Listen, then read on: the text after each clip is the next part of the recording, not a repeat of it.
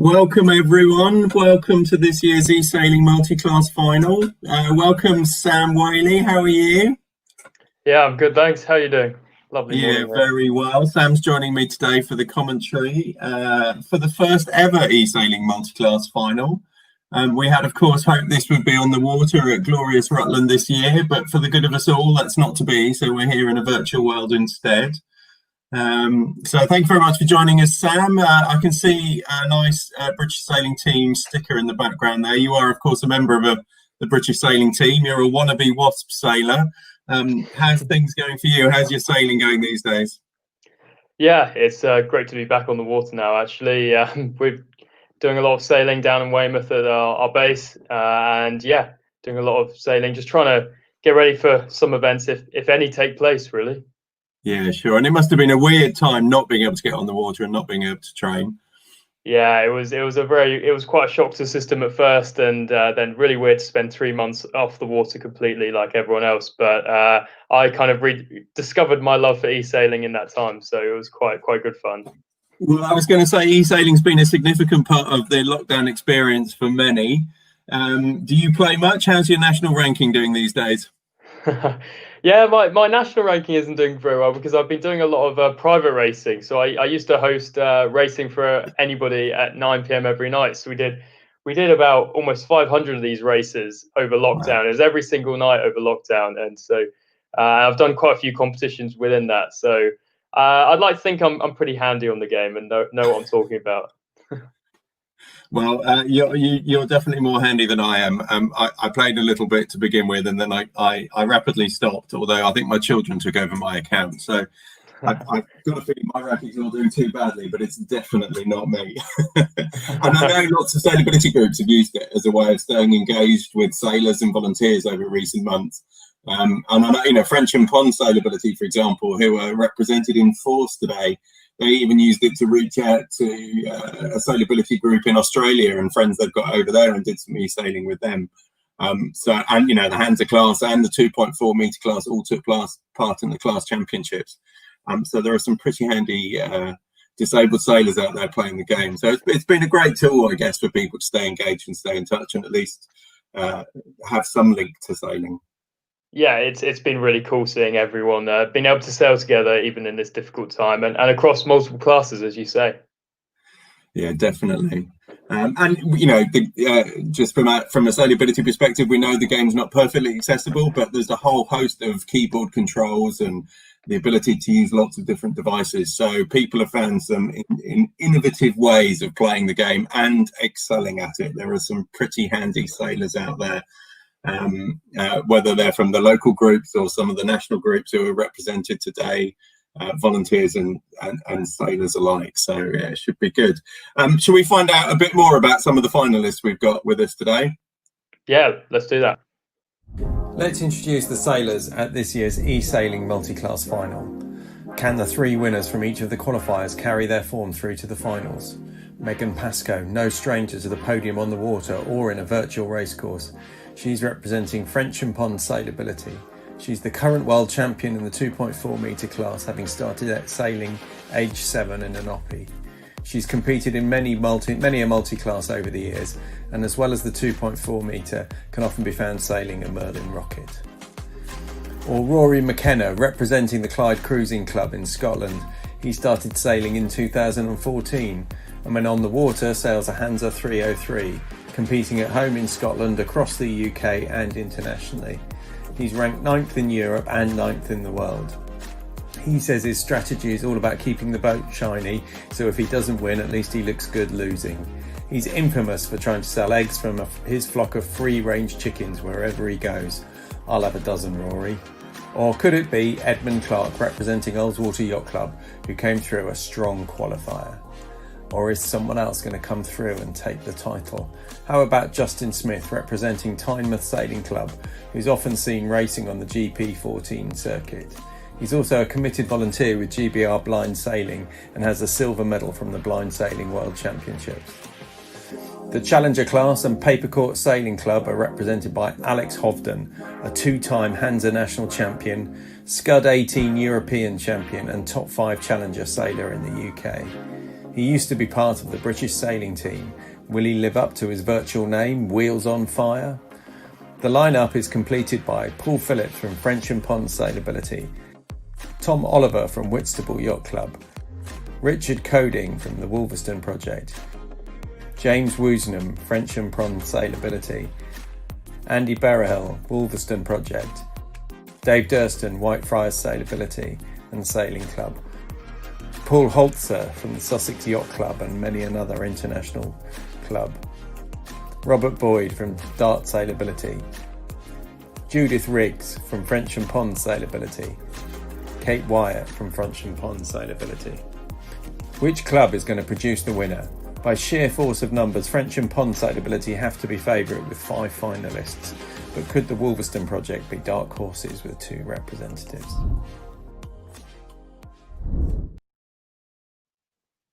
So there we go. Some pretty hot sailors, some pretty handy sailors there. I think actually we've got let's just explore a little bit about the racing today, Sam. We're in J70s, I think we're using, and probably the medium course. Certainly in the qualifiers, everyone was using the stars and a slightly shorter course. So a few differences there today for people, a few extra challenges. Have you got any top tips for using the J70 and what that brings to the racing? Yeah, well, for sure, it's completely 2 different styles of racing, really. That the J70 is very sort of dynamic, and on the downwinds, especially the angles are quite different, especially to a star. The principles are the same, and the upwind is vaguely the same, but the downwind and the sort of reaches and when to put your spinnaker up is going to be pretty critical in this racing. So I think it's going to be some really interesting stuff. Yeah, it is, and I guess a few more, an extra button to consider when you, as you say, when you're going around those marks and you've got to launch or get that third sail down. So there's going to be a few extra challenges for the sailors. Yeah, it's always good entertainment, the J70. Excellent, and we've got 3 races today, and all the competitors get 1 discard. So I'm expecting the final results to be really tight. I have no idea who's going to be the champion, but we've got some great prizes. We've got some must-own vouchers. Ready and waiting for the top 3, and of course that nice inner glow for one person who's going to be able to know that they're the first ever eSailing multi-class champion, which is great. Wow, and I think we're joined we're joined here by a couple of the sailors as they're getting ready for the warm-up. Megan Pascoe is with us, I believe. I am, yes, sure, sorry. I'll wake up. I'm looking at my phone.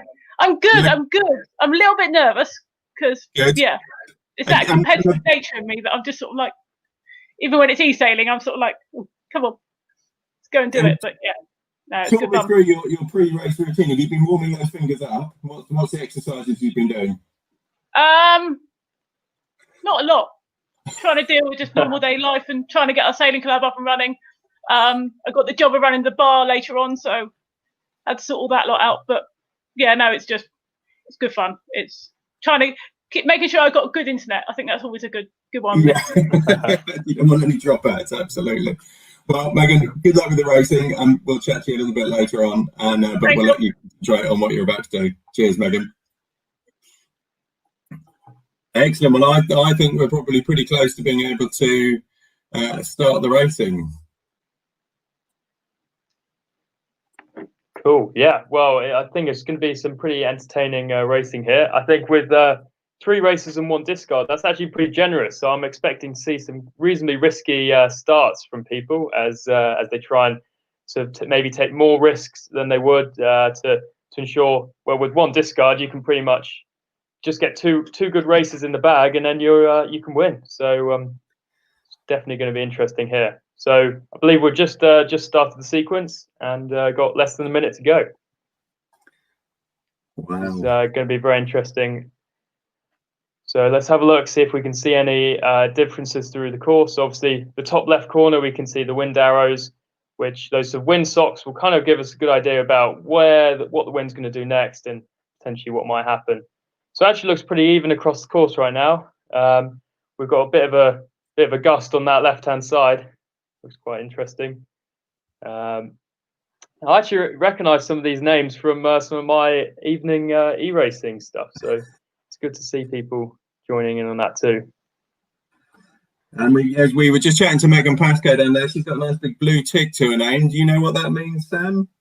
Yeah, that means she's verified, which is quite an honor in virtual regatta. So that means that basically, if you're a world champion or you've been to Olympics, then you get a blue tick. Can mean that you can be a bit of a target, as everyone wants to beat you. But at the moment, Megan is topping the leaderboard, so obviously she's been doing some good practice. So we've just started here, and you can see, yeah, nice start down the pin for Megan. Now, it actually looks like there's more wind on this right side, so it's going to be very interesting to see what happens here. Be interesting to see what happens. Yeah, as you can see, Megan's tacked over, obviously recognising that right side might bring a bit of an advantage here. Oh, she had to duck that boat, though. Yeah, bit of a duck here, which it won't be too bad, actually, I think, when this right shift comes in. But it looks like, a very tight tack, as you can see there. So if we just zoom in ever so slightly, we'll get a nice closer look at the racing. Looks very close with Megan there. I think she's been lead bowed by Herholtz. Interesting name, that. Sorry if I mispronounced that one. So yeah, looking very interesting. Looks like there's a tiny bit of a left shift on that left side. You can kind of see that streak of wind on that left side coming down. Now there is more wind on this right side, but so far actually the people on the left are holding in reasonably nicely.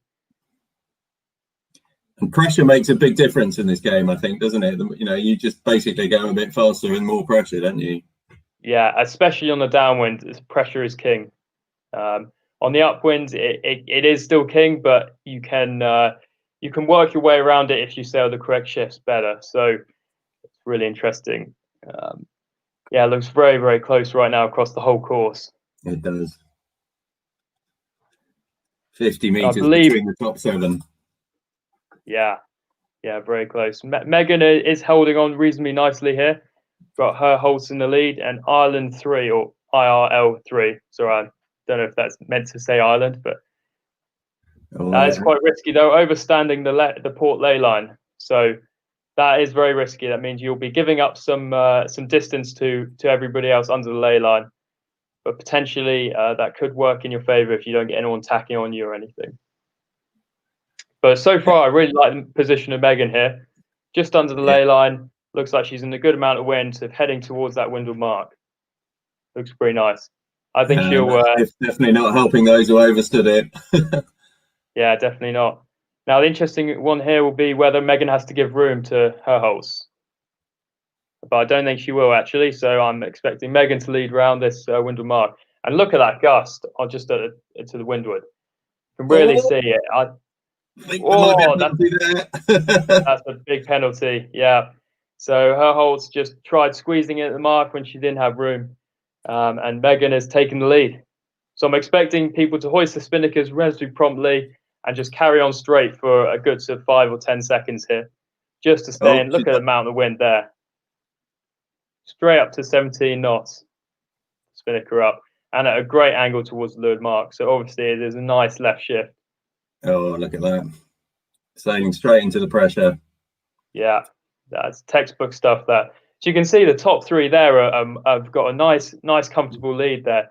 In fact, IRL3 can really afford to sort of chase down the two boats ahead of him, or her, sorry, and really sort of focus on sailing their race and not worry about losing to 4th behind. Got a nice little gap. That's Dave Durston in 4th from the Hansa class and Whitefriars Sailability. Oh, and you can see RLL3 has taken 2nd place. So that was great move there, just to stay in the most wind and do that one jibe into leeward mark.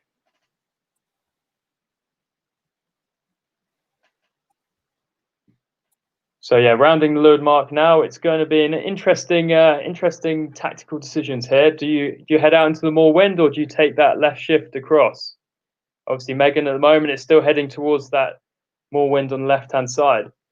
I just wonder what's going on the right-hand side. Any sign of wind over there?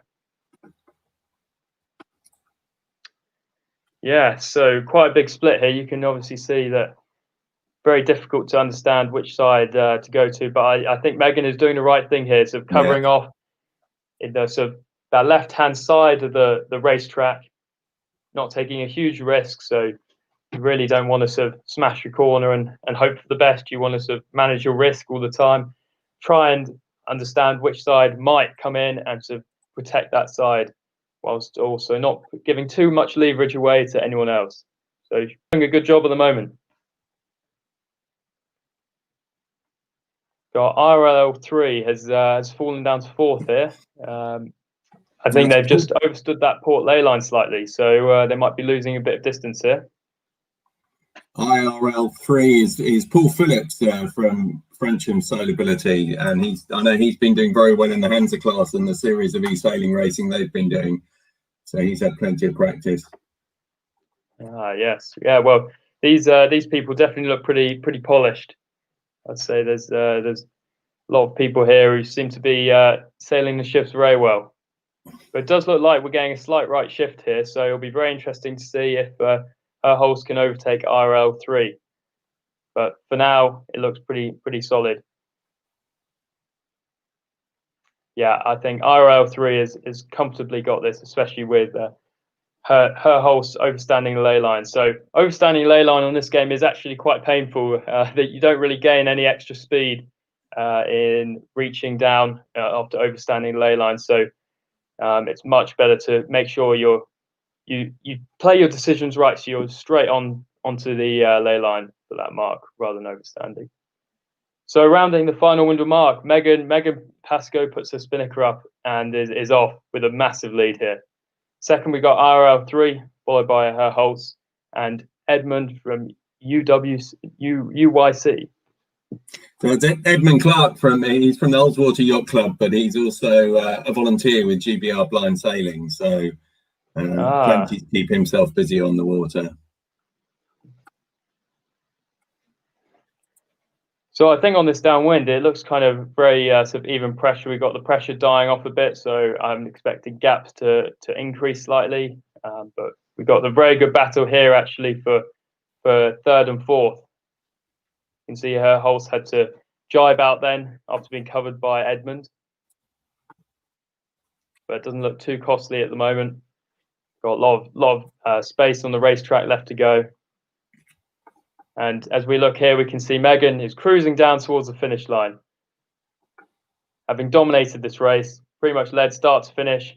A few sort of wobbly moments on the first beat, but really managed to make some solid decision making to lead nicely. And here we are as she crosses the finish line to take race 1. Well said, Megan. Did a great race as well. Managed to make some solid decisions, especially on the first downwind, and take 2nd place. And here we go.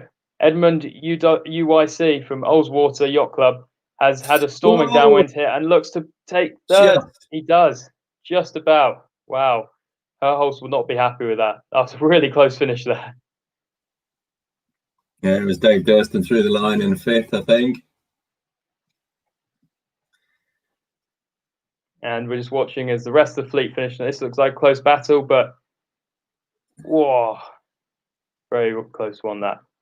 So a top tip really is if you're coming into the finish line and about to neck and neck about to finish, if you just do a jibe right at the last second, you just gain an extra meter or two, which really can be that difference in if you're looking to cross the line ahead of someone else. So like that purple boat did just there, you saw just did a jibe on the line.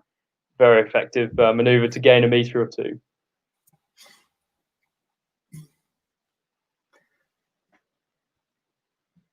Cool. So as we're coming to the end of this race, has someone just missed the finish line there? Oh no! They've said all they needed to say about that race for them. Oh no! I think they've completely missed the finish line there. That's not ideal. I was just about to say, as the final competitors cross the finish line, unfortunately, I think this spinning top might have missed a previous mark as they're 1,800 meters behind. Second last here at the moment, so unfortunately I think somewhere Mark hasn't quite clicked around. It's a bit of a shame, but at least that could be their discard, so still all to play for. Well, that was an exciting first race. Yes, yeah, it was great fun watching that actually. And it just shows, the wind was all over the place. We had wind coming in from the left, wind coming in from the right. It's really critical to the decision making, isn't it? Just watching where that next lot of pressure is coming from. Yes, yeah, and generally the next lot of pressure will bring the next shift. So it's well worth always having a scan around, especially before the start, to understand where you're going to start, to try and get an idea of where the next big thing is going to occur. Because there's definitely quite a few. It's very rare that you actually do an entire beat on this game without any kind of wind shifts. So there we go. There's the top 7. Megan won it. Paul Phillips was in second. Edmund Clark third there. Ian Hurlott from Sussex Yacht Club came in fourth. And then Dave Durston from the Henzer class and Whitefriars. Pepsi Passy, I think, is Kate Wyatt from French and Pond Sailability. So French and Pond have got about 5 sailors in this final. And then we have Alex Hovden, the first challenger sailor in Wheels on Fire. I think Alex is with us in the commentary. Alex, how was that first race for you? Yeah, so unfortunately, I nailed the pin end, but unfortunately I was slightly over at the start line. I was back in a second. I had to come round and start behind everyone, but I'm pleased to come up from like last at the start, just having the finish. So yeah, it wasn't too bad in the end. That's pretty punishing, being overline at the start. Alex, I expect better of you. That's the sort of thing I would do. Thank you. Obviously I've got the timing at the start line to help, but I was just a little bit over. So. Well, good luck in the next race. We'll let you get back to it. Thank you very much. Cheers. Oh, yeah, I think I saw that there. It was a split second over the line.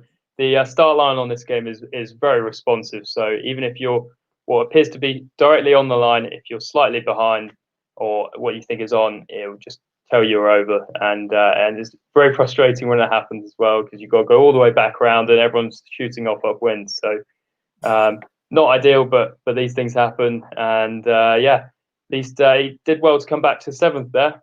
Made some good decisions after that. So here we go for race 2. We're not in sequence yet. Yeah, so once again, looks a relatively even race course here. There's windsocks in the top left corner, showing that not really much is happening on the shift front at the moment. But as the start sequence has just begun, we're about to hit 1 minute to go. And yeah, it's great in this view here we are at the moment. We can kind of look around and really see where the most wind is across the race course. So if I think we're on board with Megan here, I believe, looking around, kind of trying to understand the conditions and pick my side. At the moment, actually, the left side looks just more consistent with wind. So I think Megan here is setting up for that sort of pin end start. Definitely putting herself on this side, making sure she sort of stakes her claim to the pin end. We'll see what happens. Paul Phillips looking to start under spinnaker, which is an interesting tactic. Hope he gets that sail down.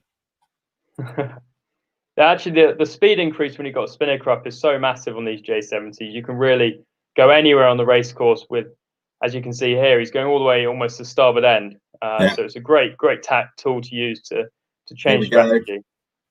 Here we are. Looks like a few people are late on the start, such as Wheels on Fire.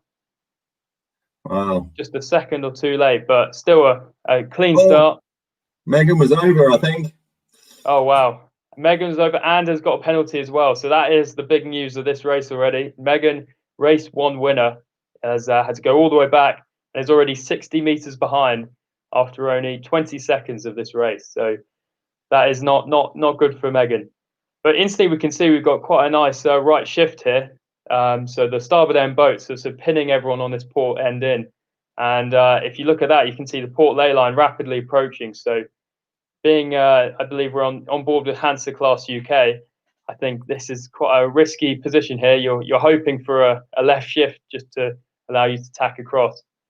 So it's going to be interesting to watch how this unfolds. We've got the Glasgow Bonnet Rory McKenna leading in theory on the course, although Justin from the GP14s is also up there. Here we go to the ley line. Yeah, here comes the ley line. So this is quite a risky position to be in, really. I don't know if they're not going to cross, are they? So this is going to be a bit of a slammer for the Von Pigeon. But oh, wow, that was very nice of Von Pigeon to tack above the ley line there and not slam on him. So ideally, you want to be just below the ley line at this stage, don't you? You don't want to commit to that ley line too early. So you can see there's one boat here just under the ley line. I'm not sure who that exactly is. Von Pigeon, yeah, a perfect positioning there, I'd say. Just slightly under the ley line. If there's a header, they win. If there's a lift, they win. So it's almost a no-brainer from that position. And I'm pretty sure they'll lead round the windward mark here. So yeah, nice job there. And it looks like a right shift is coming in with all this pressure. So it'll be very interesting to see. So if we just move to a bit of a closer view and watch this mark round here, I think it's going to be pretty close here. Ooh. Oh, wow. Yeah. Well, Von Pigeon got round in first, but yeah, that was close. So obviously we can see this big gust here. I'll be looking to jibe set immediately. So hoist the spinnaker, and as I say that, that's exactly what they do. Straight into the most wind. Now, watch for this match racing maneuver. I think there's going to be a few jibes on first and second here, so it'll be very interesting. So when you say match racing maneuver, do you want to explain that a bit, Sam? Yeah. So as basically as first place jibes here, you'll see second place jibe on them. So basically taking their wind, and meaning that second place can just overtake them into first, and it's just a simple move you can do. And as first place, it's really, as soon as you go to a ley line, you put yourself very vulnerable to these moves, and it means that they can't. You basically can't react. So as second place, obviously you want to overtake first, so you can just simply use these covering maneuvers, and I think it's worked very well. As you can see, Edmund has taken the lead here. Yeah, and they split themselves at the bottom of the course there, so both going up different sides, which is interesting. Yeah. Oh, here comes the cross. Oh, wow, that was so close. Wow. God. So that was Dave Durston just crossing behind on starboard. He almost got him. Yes, so you can see. God, this is going to be a very interesting cross coming up here. Here we go. Oh, they've eked out a bit more on the right, it looks like. Yeah, it's going to be very interesting this first and second, though. Here we go. Oh. Talk about threading the needle there. That was very, very close. Be a bit nerve-wracking in that position. Wow. As you can see on this one. There you go. Yeah. Small margins. Nice oh, we have a penalty, though. Wheels on fire in third place. I was just about to say, look how much the fleet is bunched up here. Penalties all over the place. It's going to be very interesting. It's going to be a manic downwind for sure.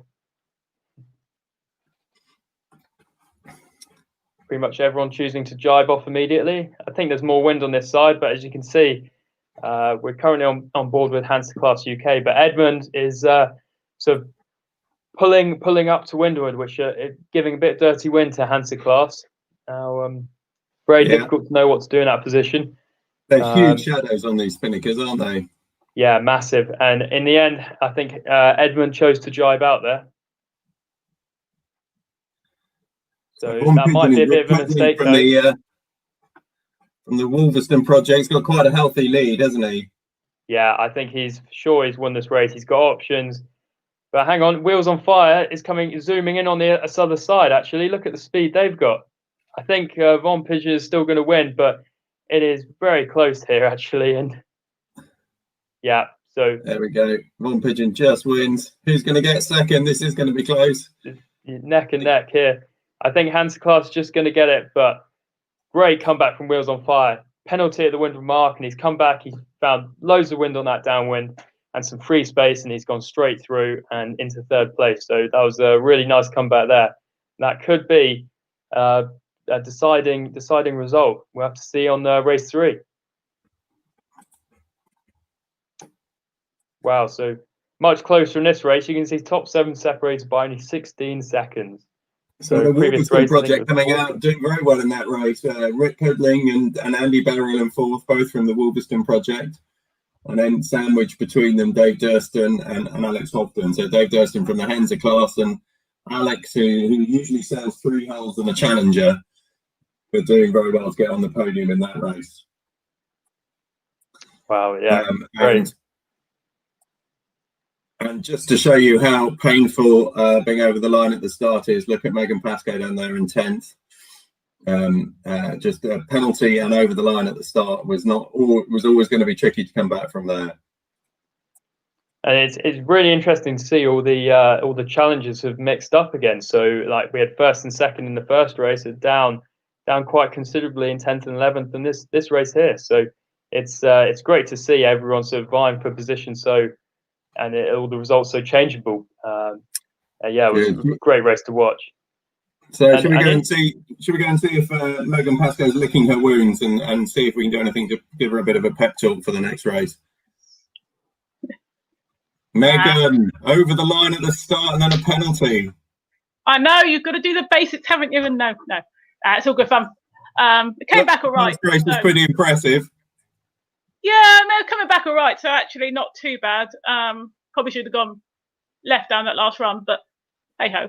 No, it's good fun. It's good to see everybody mixing up. Yeah. Some topsy-turvy results we're seeing. There were the names at the top in that second race that weren't there in the first race. So all still to play for, I've got a feeling. Oh, it's all going to come down to this last race, which is what you want. Yeah, it's going to be good fun. And well, so last time between the races, we interviewed Alex very briefly, and he was just over the line in the first race, and he went on to get a 3rd place, I think, in that race. So if we've got a commentator's curse, you never know, it might be coming your way. Well, it might just be the curse that we're on here. So we're both me and Alex over the line. So no, it's must not press the best VMG button until after the start. No, good. Well, enjoy the last race. We'll let you get back to it. Cool. Cool. Right. So I was thinking now maybe I was wondering if we had any results just as of yet. I think they're just being typed up right now. I believe we do have results, so let us just get those up on the screen. I think it's going to be very interesting seeing these. The results I haven't. Cool. Okay, now it's we'll just get them up here. There we go. Cool. Great. Are we able to zoom in a bit? Yeah. So wow. So this is racing there from Dave Durston from the Henzer class. You know, a 5th and a 2nd. It just shows it's not all about winning the races, is it, Sam? It's about a consistent regatta.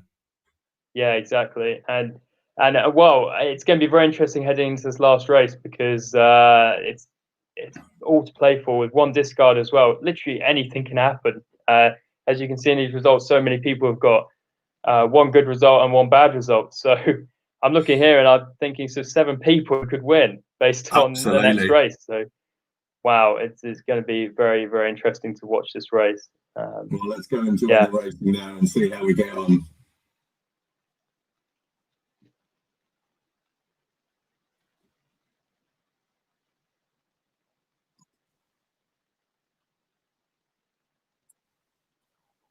So we're still in the pre-start phase.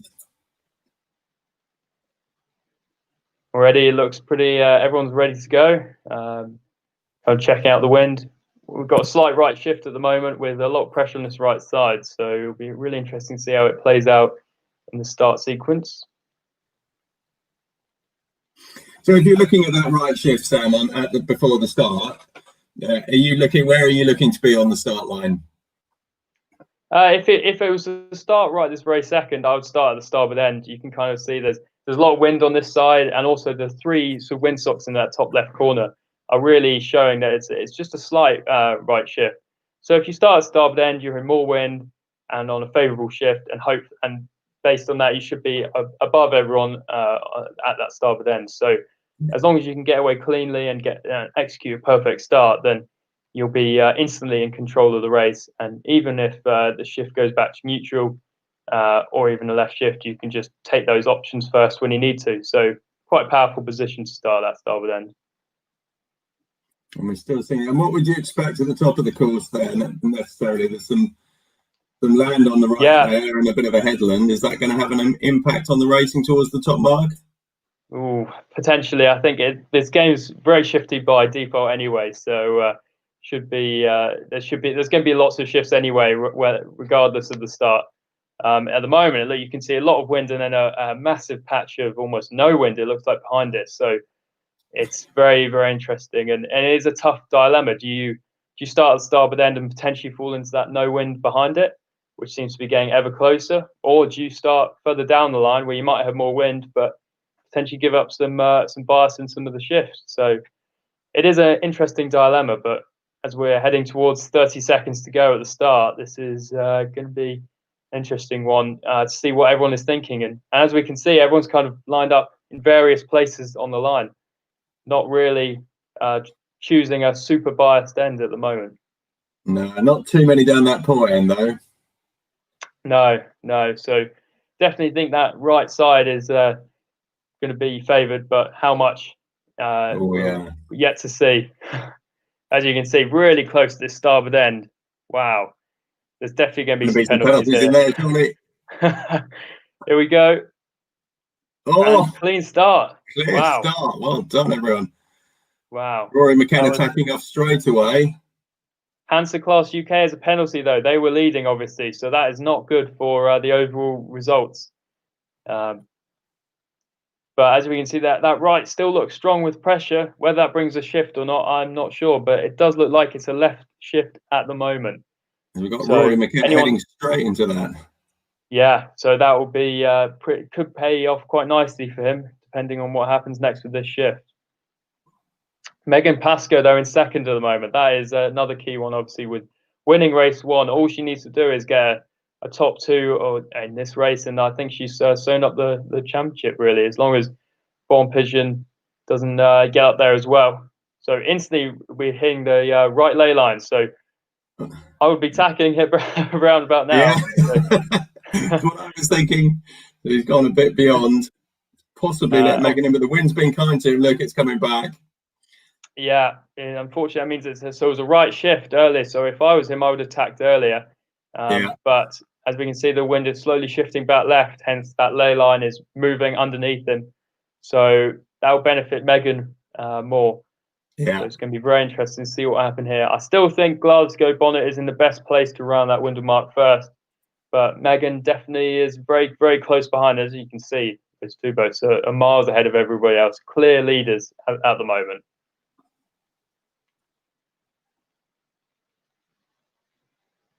Edmund from Oldswater Sailing Yacht Club is also doing pretty well, up in third.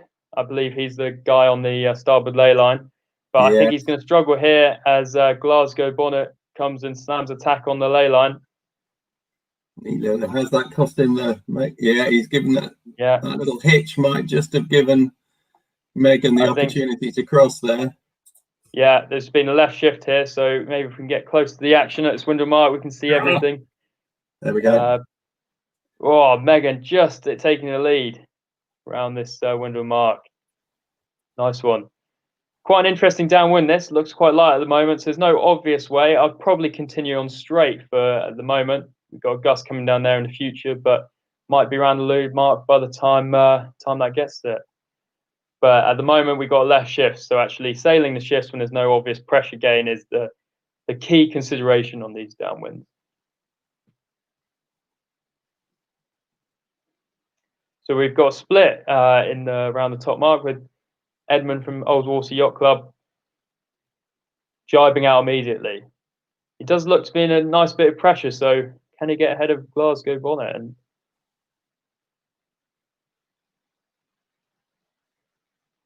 this is very close coming into the leeward mark. Oh, well, it's going to be a penalty here, surely. Wow.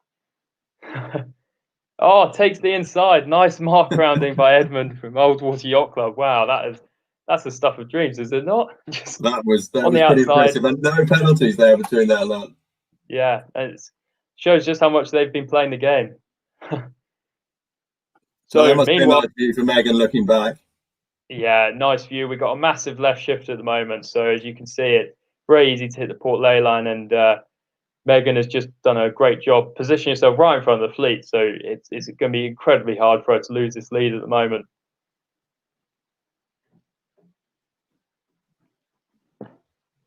And just as I say that, we're starting to get a big righty, so a big header on port here. And just as Megan gets to the ley line, so that'll just increase her lead even more. So really showing how to sail those ships nicely on this. And I think she's even going to go for the early spinnaker hoist here, maybe. Maybe even jibe off to take her to the finish line as quickly as possible. So we'll see.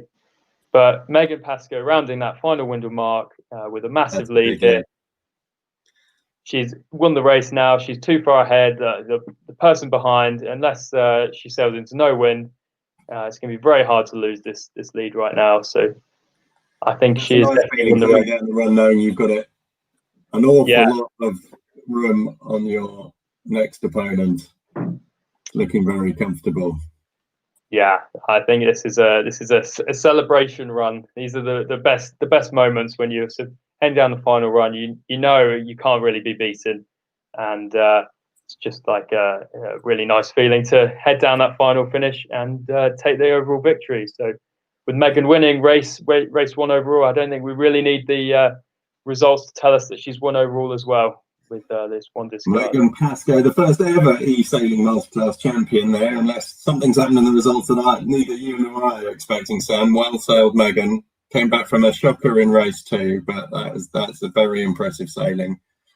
Yeah, and I think also impressive Edmund from Oldswater Yacht Club. I think he just finished second there, and that cements his second overall. I think he got a second in the previous race, didn't he? So yeah, I think that's right. I think there'll be two seconds for him, which will be very good.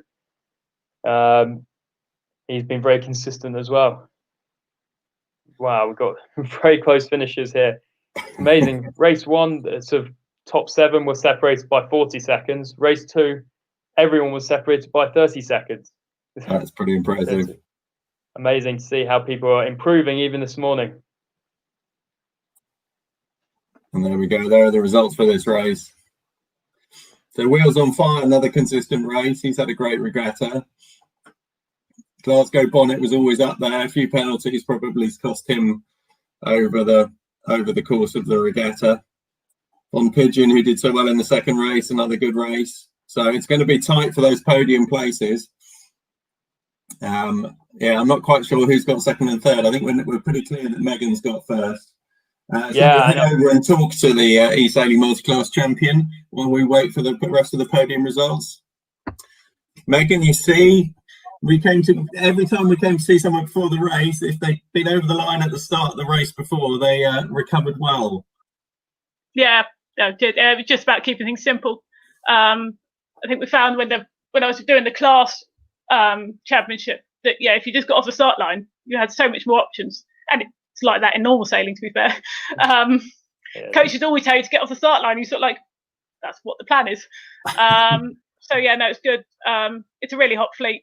I know most of the guys from sailing on the normal water, so it's great to come together in the virtual world. And yeah, sadly we can't be at Rutland this weekend, but things will change. Well, let's hope we're back on the water this time next year for the multi-class, because as fun as the eSailing is, and as useful as it is for life on the water, as you say, there are some real lessons there to take over to our sailing on the water. But I know we'd all much rather be on the water, but it's still quite a challenge for everyone. Have you managed to get back out on the water at all, Megan? Yeah, we've been racing. I got back into a Merlin when the single household thing opened up and you could share another household. One of aren't you delivering on your own? But yeah, we got the club pretty much up and running. Got 3 races every weekend. The kids are now back training. Sailability are so close. They're back on the water in a very different way, but that's really promising. It's a lot harder to get Sailability back on the water, but no, Kate Wyatt and Paul have all done a great job in doing that, so that's good. Yeah, I think that's true across the country. Sailability has been much harder to get back on the water, for some very understandable reasons. Partly the amount of physical support people need, but also just those concerns and fears people have about the virus, just making sure it's right for everybody. So it's definitely been more complicated, but we are beginning as you say, in very new ways. It's not going to be quite what it used to be. But so in new ways, people are slowly getting back on the water. Equally, some people are saying, look, let's just leave it until next season now because we think that's the best decision, which is also absolutely fine. But it is great to see people back on the water, and I know Frencham are actively exploring that. There we go. Let's look at you, top of the leaderboard, Megan. The results there. Sam, talk us through the rest of the results as well. Yeah, well, as expected, Megan won overall with a pretty reasonably dominant performance, apart from being over the line in race 2. But that was a small blip on the journey. But then Edmund from Ullswater Yacht Club, he did very well with a 3 and a 2 to grab second overall. Then Hansa Class UK managed to clinch the bronze medal here, despite the over the line and penalty in the last race. So that's the real shock. And as you can see, all the results are super close. We got 3rd place on 7 points, and then 6th place on 8 points. So everyone really close and struggling for consistency, as you can see. Yeah, some fantastic racing, and it's been great to see. But once again, Megan, congratulations on being the first ever eSailing multi-class champion. I know you've been the multi-class champion many a time before, but the first ever one for the eSailing. And well done to Edmund from Blind Sailing and Ullswater and Dave Durston from the Hansa class as well. All that practice has paid off. So well done, everybody. Some fantastic racing. Sam, thank you very much for joining us this morning and talking us through that. Your insights have been really valuable. Good luck with the rest of your training, and enjoy your time on the water. Yeah, thanks very much for having me. It's been great fun this morning watching and commentating on all this action. I'm going to go and play some now, I think. Good. Well, thanks very much, everyone, and thanks for joining us. We'll see you soon, whether it's on the water or back in the virtual world. Thanks very much.